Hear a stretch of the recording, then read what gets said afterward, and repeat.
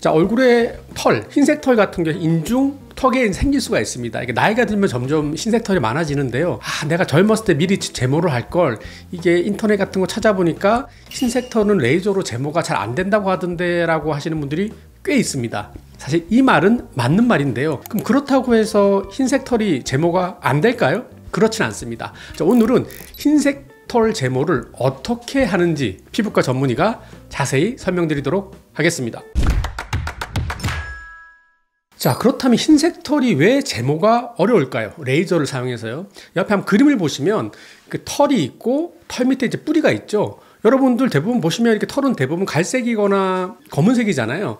우리가 레이저를 이용해서 털을 제모하는 원리는 어렵지 않습니다. 그 멜라닌 색소, 진한 검은색 멜라닌 색소에 레이저를 조사해서 그 털뿌리 부분을 그 검은색 멜라닌 색소로 뜨겁게 만들어서 모낭을 태워서 레이저로 이용해서 제거하는 건데요. 4주 간격으로 여러 번 하면 제모가 잘 됩니다. 자, 그런데 제모를 좀 미루시다가 어느 순간 저도 좀 나이가 좀 들다 보니까 흰 털이 몇 개 나는데요. 이제 제모하려고 했더니 주변에서 그러던데 흰 털은 레이저로 제모가 잘 안 됩니다라고 하는데 이 말은 사실입니다. 왜냐하면 아까 제가 말씀드렸죠. 레이저를 이용해서 제모를 하는 거는 레이저가 결국 멜라닌 색소의 에너지가 흡수돼서 그 열로 파게 하는 건데 아까 말씀드렸죠. 흰색 털은 그 에너지가 흡수될 색소가 없는 거죠. 그래서 아무리 레이저를 세게 쏴도 이 모낭 쪽에 열이 가해지지 않기 때문에 제모가 안 되는 겁니다. 참 난감하죠. 자, 그렇다면 이 흰 털은 왜 생기는지 아마 여러분 다 아실 겁니다. 이게 나이가 들다 보면 또 상대적으로 젊은 나이라고 할지라도 스트레스를 과하게 받거나 어떤 여러 가지 질환이 생기거나 해서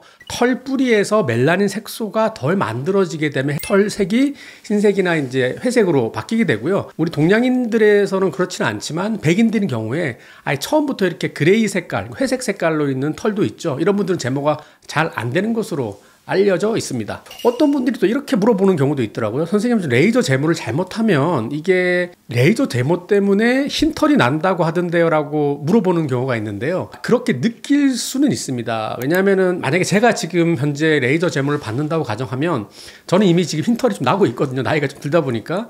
당연히 레이저 제모를 하면 검은색 털은 제모가 잘 됩니다. 그러면 나머지 남은 흰색 털이 남아있겠죠. 그러니까 마치 제모가 안 된 흰색 털만 있으니까 레이저 때문에 흰색 털이 남았다라고 오해할 수 있고요. 자, 두 번째는 레이저 제모를 하면 이 털이 좀 이게 점점 얇아지게 됩니다. 그리고 초기에는 아직 적절하게 완전히 파괴되지 않았을 경우에 일시적으로 멜라닌 색소가 안 만들어져서 좀 하얗게 보일 수는 있죠. 자, 그렇기 때문에 레이저 때문에 흰털이 생긴다라고 오해할 수 있는데 레이저 제모 때문에 흰색 털이 나는 것은 아닙니다.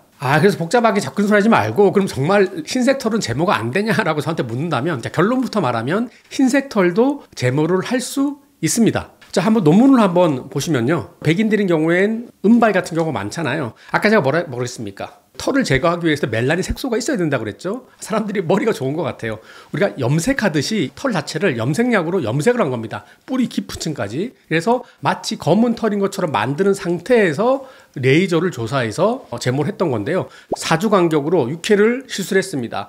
결과는 나쁘지 않다라고 말하고 있는데요. 단 여기서 우리가 이제 생각해야 될 것은 바깥에서부터 염색을 하다 보니까 사실 우리가 제모를 할 때 그 털 자체는 제모하는 게 크게 중요한 부분은 아닙니다. 이 털 자체가 중요한 게 아니라 털 가장 아래에 있는 털 뿌리 쪽에 멜라닌 색소가 충분히 있어야지만 제모가 잘 되겠죠. 그래서 논문에서는 어느 정도 제모가 된다고 했지만 순수하게 검은 털을 제모하는 것과 원래 흰색 털인데 염색을 통해서 뿌리 깊은 층까지 염색을 해서 제모하는 것은 사실상 일반적인 검은 털보다는 조금 제모가 잘 안 되는 경향이 있습니다. 이 말을 다른 말로 표현하면 뿌리 깊은 층까지 염색하기가 쉽지 않다는 뜻이죠. 하지만 이렇게도 시도해 볼 수 있다라는 논문도 있습니다. 사실 한국에서는 많이 하고 있지 않은 것 같아요. 그래서 제가 오늘 소개해드리고자 하는 방법은 아그네스를 이용한 제모입니다. 아까 제가 말씀드렸죠. 결국 레이저도 레이저빛이 들어가서 멜라닌 색소의 에너지가 흡수돼서 그 에너지가 열로 바뀌어서 그 열을 이용해서 모낭,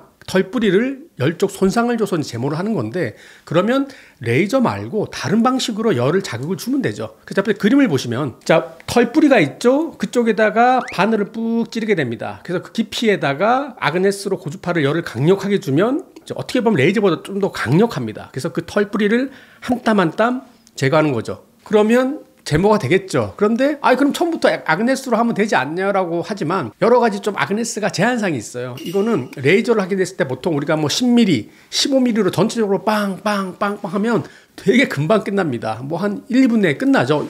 인중만 한다면. 자, 그런데 얼굴은 의사가 한 땀 한 땀 털을 다 찔러야 됩니다. 이게 보통 일이 아니죠. 왜 그러냐면은 얼굴에는 제곱센티미터당 약 730개의 모낭이 있는데요.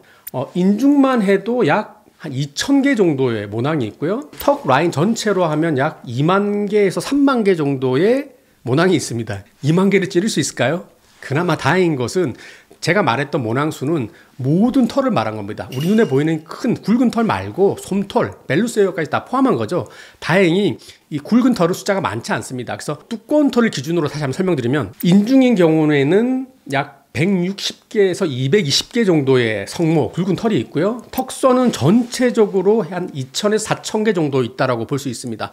이쪽 턱 끝으로 한다면 숫자는 더 적어지겠죠. 그래서 보통 턱 끝으로 친다면 약 한 300개 정도의 굵은 털이 있다고 보면 됩니다. 자, 어떻게 생각하세요?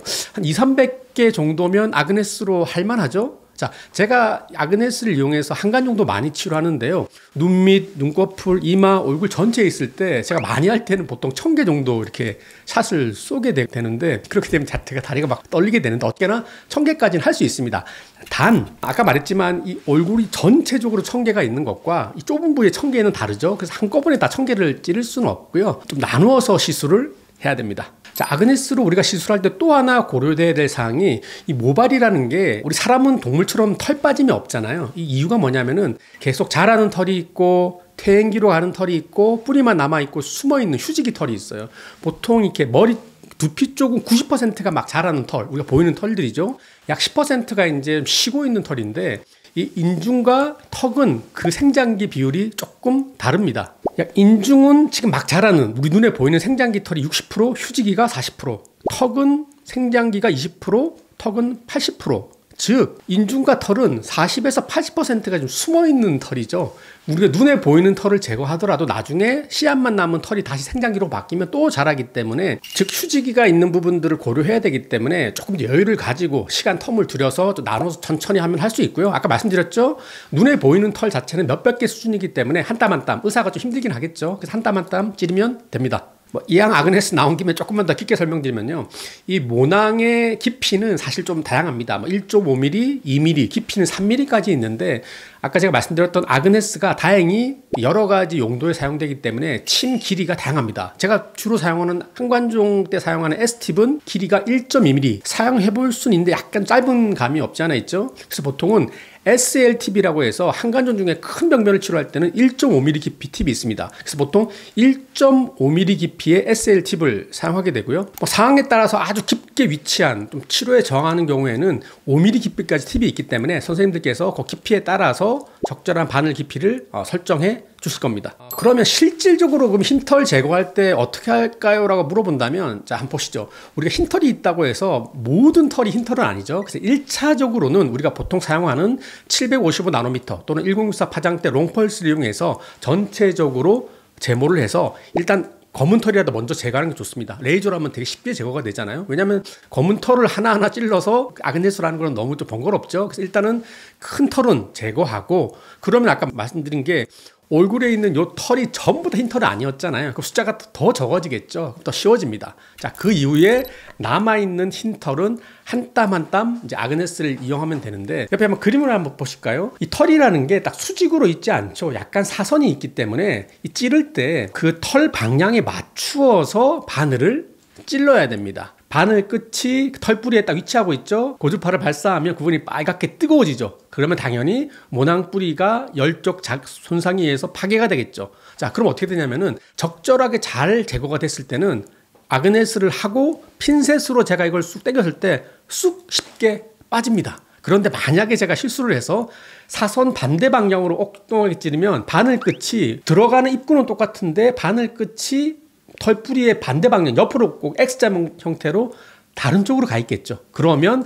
내가 찔러서 멋지 한 것 같지만 핀셋으로 털을 뽑으면 안 뽑힙니다. 그래서 이 부분은 의사 입장에서는 아그네스에 좀 익숙한 선생님이 한 땀 한 땀 해야 되고 털 방향 고려해야 되고 고주파가 나가는 시간을 조절하면 쭉 나가는 시간을 조절하면 열 생기는 구역 면적을 좀 조절할 수 있거든요. 그래서 한 땀 한 땀 치료한다면 치료가 잘 된다고 볼 수 있습니다. 자, 오늘은 흰털 제모를 아그네스로 이용해서 제모를 할 수 있다라는 부분에 대해서 말씀은 드렸는데요. 자, 정리 한번 해보겠습니다. 아그네스로만 다는 것이 아니라 1차적으로는 해당 부분에 있는 검은 털은 일반적인 롱펄스 레이저를 해서 제거하고 그 남아있는 일부 병변은 아그네스를 이용해서 제거를 하면 치료가 아주 잘 됩니다. 그래서 흰털, 나 너무 늦었구나 이렇게 보기만 하지 마시고 흰털이 너무 불편하고 내가 나이 들어 보인다 하면 아그네스로 치료하시면 쉽게 제거할 수 있을 겁니다. 이상 여러분의 피부과 전문의 닥터 펠프스 유동기 원장이었습니다.